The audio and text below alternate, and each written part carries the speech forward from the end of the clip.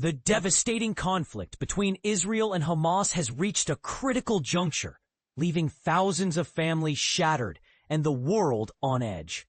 2 more hostages have been identified, but their tragic fate raises urgent questions about the fragile ceasefire and the future of Gaza. On Sunday, Israel confirmed the remains of 2 individuals, Ronen Engel, a father of 3 from kibbutz near Oz, and Sonthaya Oakkharasri, a Thai agricultural worker from kibbutz Bay Area, both believed to have been killed during the October 7th attack. Their bodies were returned by Hamas to the Red Cross the night before, as negotiations for the second phase of the ceasefire reportedly began. Engel's wife, Karina, and 2 of their children were among those kidnapped and later released during a November 2023 ceasefire. But here's where it gets controversial. Israel has threatened to keep the Rafah border crossing, Gaza's lifeline to Egypt, closed indefinitely. Prime Minister Benjamin Netanyahu's office stated that reopening Rafah depends on Hamas fulfilling its ceasefire obligation to return the remains of all 28 deceased hostages. So far, Hamas has handed over 13 bodies, 12 of which were identified as hostages. 1 body, however, did not belong to a hostage, raising questions about transparency and accountability.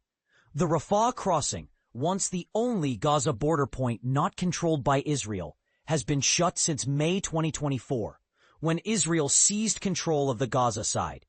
Its reopening would allow Palestinians to access medical care, travel, and reunite with family in Egypt, where tens of thousands of Palestinians reside.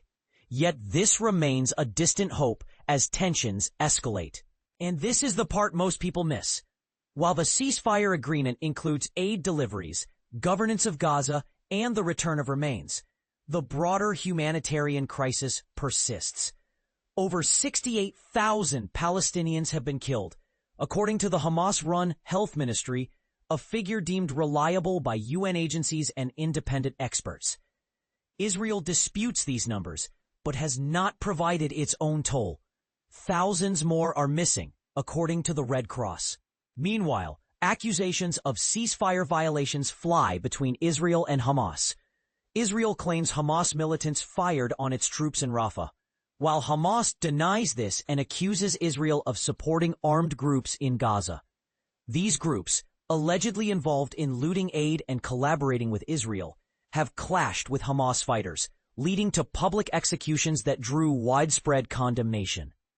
Hamas also rejected a U.S. State Department claim of an imminent attack against Gaza residents, calling it a false allegation, and urging the U.S. to pressure Israel to stop backing these armed groups.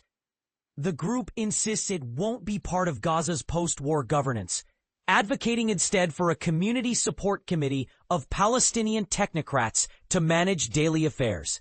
As talks for the second phase of the ceasefire